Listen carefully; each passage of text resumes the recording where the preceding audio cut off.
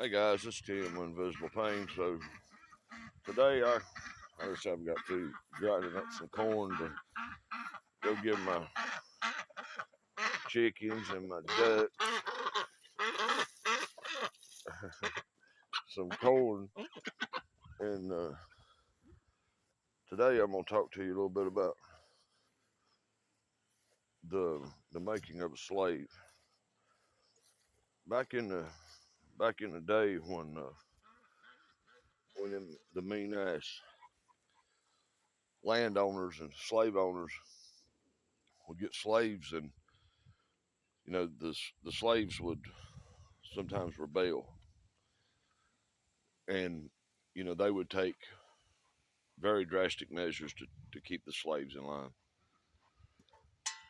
They'd start, they'd beat them, take whips and whip them, tie them up, hurt their wives or their kids, and just beat them down. Well, sooner or later, when you get a bunch of men they're being beat on all the time, they get tired of that shit, and they're gonna rebel.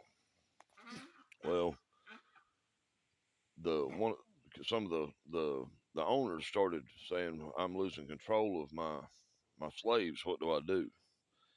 I don't know what to do because I'm getting ready to lose. I'm afraid they might even kill me. What am I going to do?"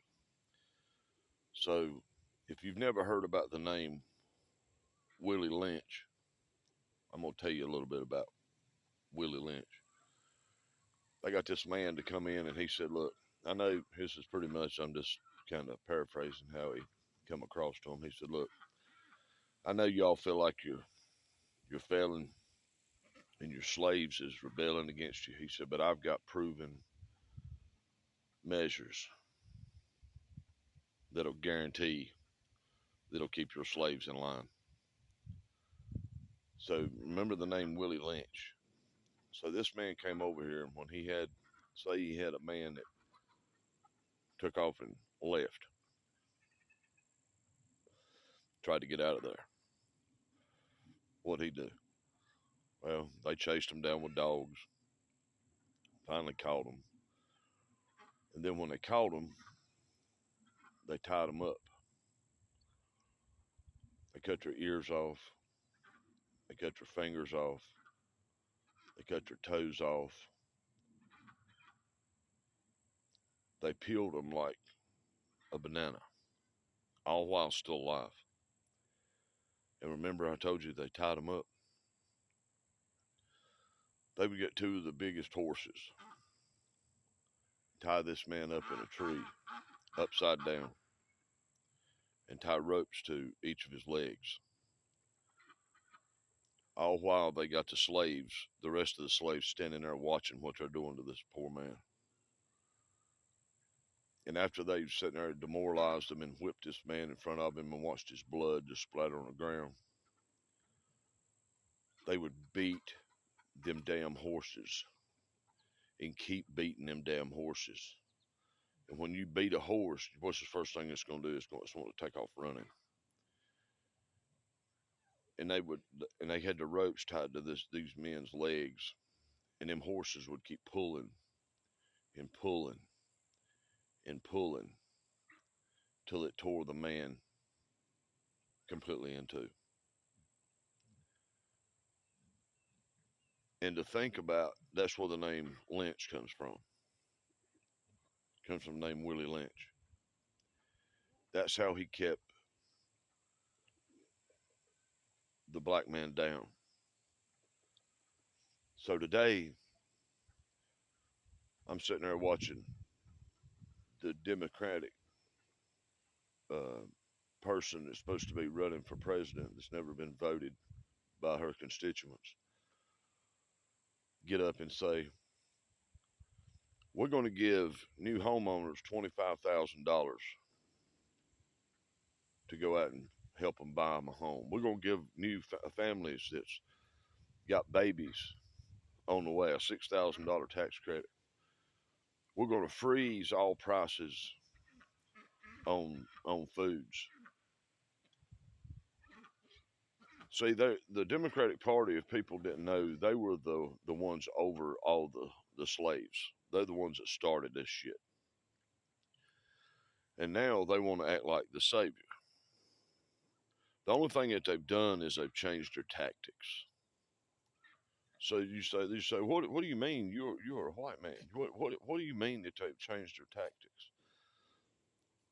When the slaves was working, what was one thing that they had to do? They couldn't necessarily beat every damn slave. They couldn't beat them to death every day. They had to have their men and women. They had to have them strong. They had to have each and every one of them strong to be able to work and make them money. They had to keep their minds weak. They had to keep their minds below thinking that they could do anything other than what they was doing right then. So the Democratic Party, when they need to make an uproar in our nation, they'll go out and hire a few people to go in and rob a store, clean out a store, and then they'll have things lined up saying, "Oh, we're not going to arrest these people because they're hungry." And then again, we're going to turn around and we're going to, when we need to stay in power and keep all the little people below us thinking that we're for them, we're going to give them a little bit of money. We're going to give them $25,000 on a home that's already been marked up so damn much that they still got to pay for the damn house. We're going to give them a $6,000 tax credit. 2 weeks ago, they was talking about killing children, killing babies. But now they're talking about giving you money to do something different. Then they're going to start talking about freezing prices on food. And while all of this, when you sit back and you think, oh God, that's really appealing. That really sounds good. So what does that do to our economy? It absolutely destroys it. We're printing more money than we're making. That makes our dollar go way down. But what if that's not even the point? What are they doing? They're keeping our activists, they're keeping our black men and women, the one that still believe they're bullshit. Well, they're keeping their bodies strong to go out and do our dirty work. But we're keeping their minds weak so that they fall right in and they think that we're actually for them. So there's still racism in our nation, but it's not on the side that the Democrats want to tell you that it's on. They want to say that it's Republicans. It's not on Republicans. It's on the Democrats. The only thing that they're doing is they're using new tactics to think that they're on your side. Let's keep all the little men and women in line so we can keep our power. And all this shit that she says that she's going to get up there and do, there's consequence. People's going to lose their jobs. They're already losing their jobs. We have in place where I live, we have the largest open face granite quarry I believe it's in the world. And they put a big article in the paper the other day that there are 30 some people's losing their job. And you say, well, that's just 30 people. 30 people in a place where we live in a small community, small town. That's like 30,000 in New York.